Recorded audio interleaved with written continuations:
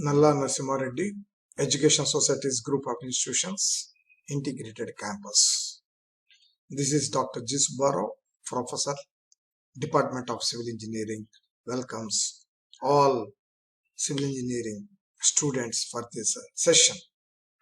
In today's session, I am going to explain about metamorphic rocks and its importance from civil engineering point of view.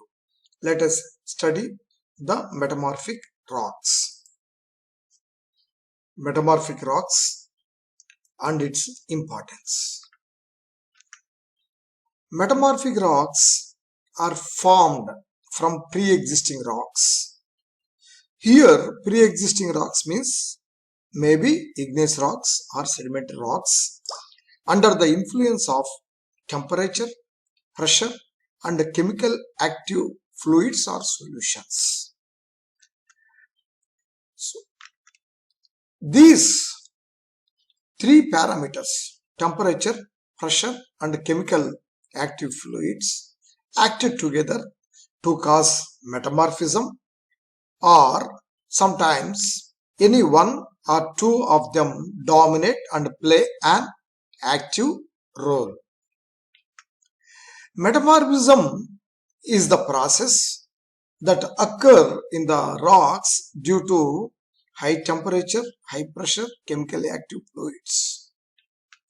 Metamorphic rocks, suppose if they have formed from igneous rocks, then the resultant rocks are called as orthometamorphic rocks, whereas the metamorphic rocks which are formed from sedimentary rocks, then they are designated as parametamorphic rocks.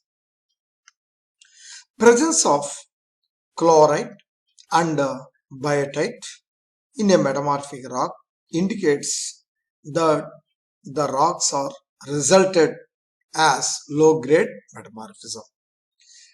In case garnet and staurolite are present in the metamorphic rocks, that indicates the metamorphism is medium grade.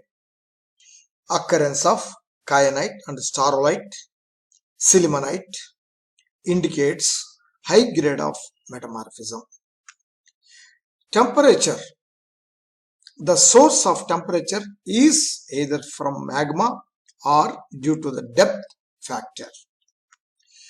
Low grade metamorphism, of course, it occurs where the temperature is about 100 degrees centigrade to 500 degrees centigrade, whereas high grade metamorphism takes place when the temperature is more than 500 degrees centigrade. There are various types of metamorphism process. Thermal metamorphism, only heat is predominant here.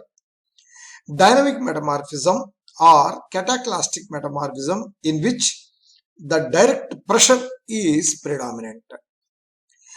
Geothermal metamorphism, where uniform pressure is predominant along with heat, which brings about changes in oceanic salt deposits.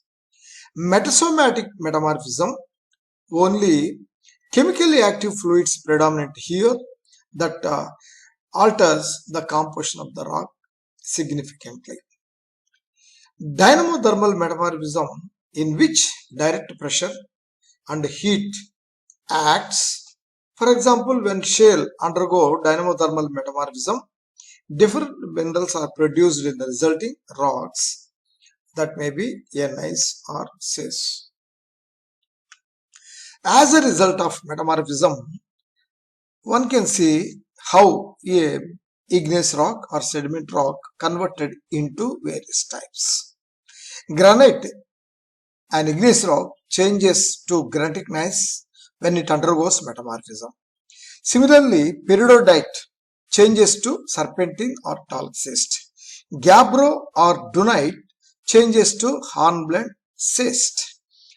Sandstone, when undergoes metamorphism, it converted into quartzite, and similarly, limestone changes into marble, whereas shale changes into slate.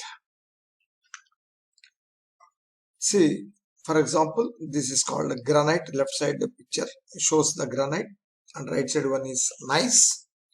Due to the compressional pressures, the granite is converted into granitic gneiss in the later picture.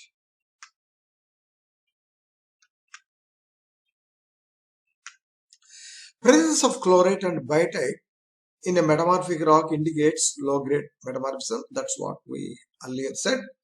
And the presence of garnet and starolite indicates medium grade of metamorphism. Kyanite and sillimanite minerals indicates high-grade metamorphism.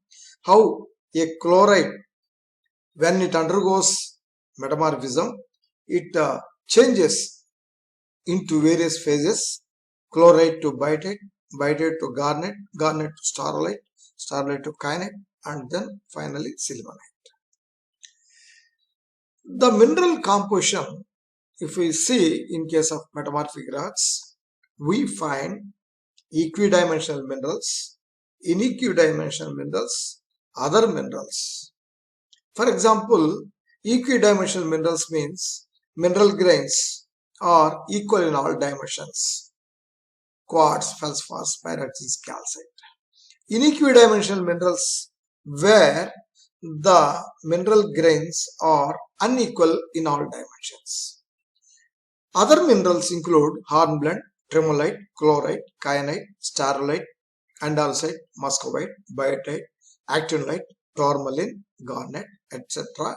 can be seen in other minerals category. These are some of the minerals which can find in metamorphic rocks.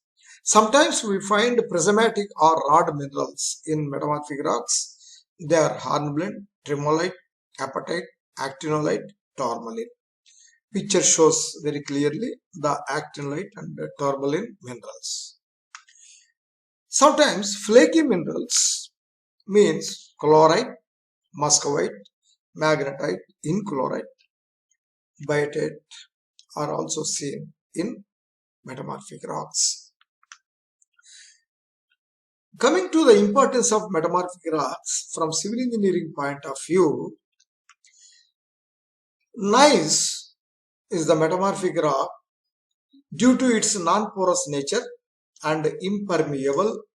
The rock gneiss can be used as a building stone, road metal, and as railway ballast. In case of tunneling, the presence of gneiss does not require any lining, hence we can save a lot of money. The foliation to some extent improves the workability of gneiss in case of mining. Schist, which is weak, incompetent, and undesirable in the site. The schist consists of talc, chloride, biotite, muscovite, serpentine, which are relatively very soft and are not strong and durable. Presence of cleavage in the minerals, especially in all these minerals, cause weakness of rocks. Schists are unsuitable in case of tunneling, and schists are not suitable for foundation or as aggregate for concrete making, road metal, and railway ballast. Quartzite is also a metamorphic rock which consists of silica rich and makes highly durable. The predominance of quartz makes the rock very hard. Due to its less porosity and permeability, the gneiss is more competent, and also the gneiss may be used as a building stone in addition to road metal, railway ballast, and as load-bearing beams. Quartzite, of course, does not require any lining in tunneling works. Marble. Presence of calcite is not only soft but also has 3 sets of cleavage. That is a characteristic feature of marble which makes the rock, weakness under load conditions. However, marbles provide aesthetic beauty and a pleasing appearance to the constructions, and especially chosen for faceworks, wall panels, flooring tile, statue making.